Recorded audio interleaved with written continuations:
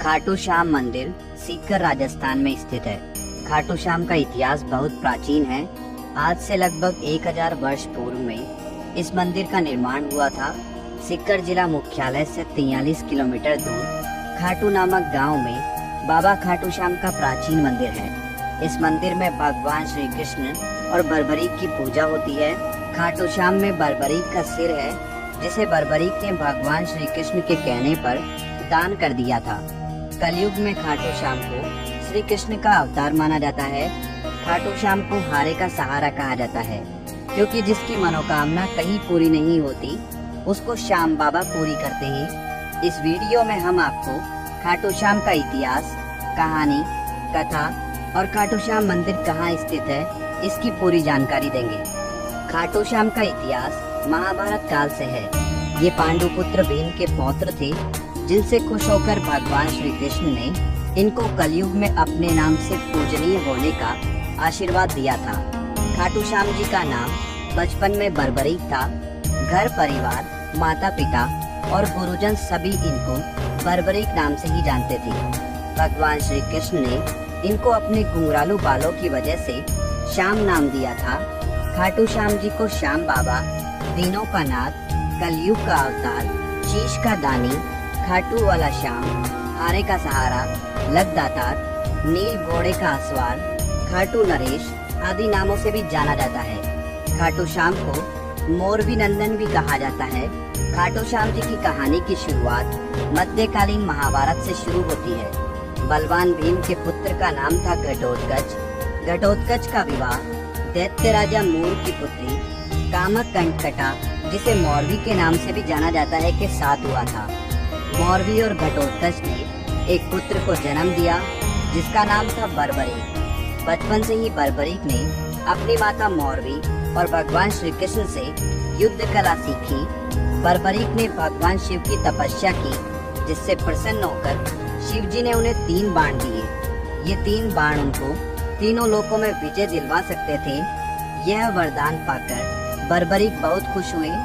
बर्बरीक अपनी वीरता और शक्तियों के लिए जाने जाते हैं। महाभारत काल में जब कौरव और पांडवों के बीच युद्ध शुरू होने वाला था, तब बर्बरीक अपनी माता के पास गए और युद्ध देखने की स्वीकृति मांगी। इस पर उनकी माता ने उनसे पूछा कि तुम किसकी तरफ से युद्ध लड़ोगे। इस पर बर्बरीक ने जवाब दिया, जो हारेगा मैं उसकी तरफ से युद्ध लड़ूंगा। माता से आज्ञा मिलने के बाद बर्बरीक महाभारत का युद्ध देखने के लिए निकल पड़े। भगवान श्री कृष्ण यह सब देख रहे थे। श्री कृष्ण जानते थे कि यदि बर्बरीक को नहीं रोका गया तो युद्ध का परिणाम पलट देगा। रास्ते में जाते हुए बर्बरीक को श्री कृष्ण ने ब्राह्मण का रूप धारण करके रोका और पूछा, हे बालक, तुम अकेले यह 3 बाण लेकर कहाँ जा रहे हो? तब बर्बरीक ने जवाब दिया कि मैं महाभारत का युद्ध देखने जा रहा हूँ और इस युद्ध में जो हारेगा मैं उसका साथ दूंगा।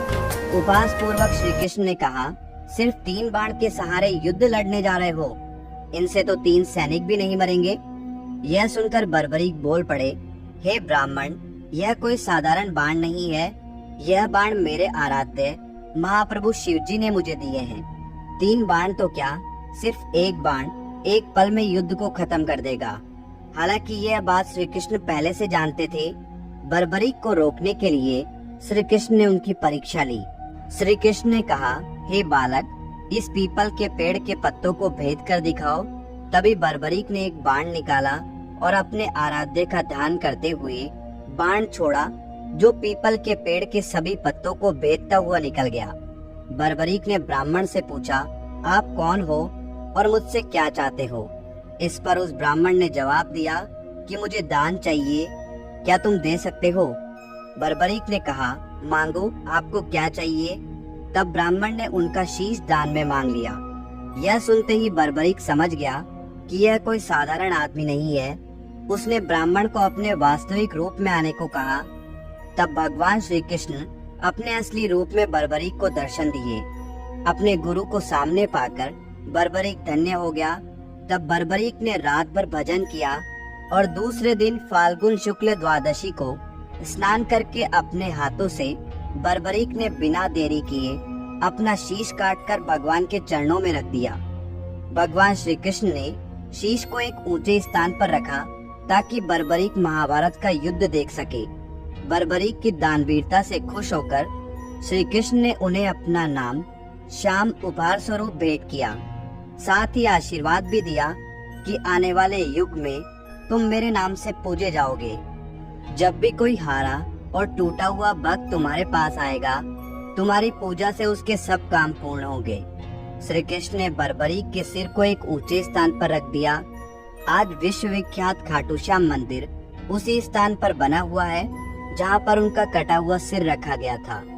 तो यह है खाटू श्याम जी की बेहद अद्भुत कहानी। खाटू श्याम का महत्व कलयुग के साथ साथ बढ़ेगा, क्योंकि भगवान श्री कृष्ण ने इनको आशीर्वाद दिया था कि जैसे जैसे कलयुग बढ़ेगा तुम्हारा यश और लोगों की आस्था बढ़ेगी।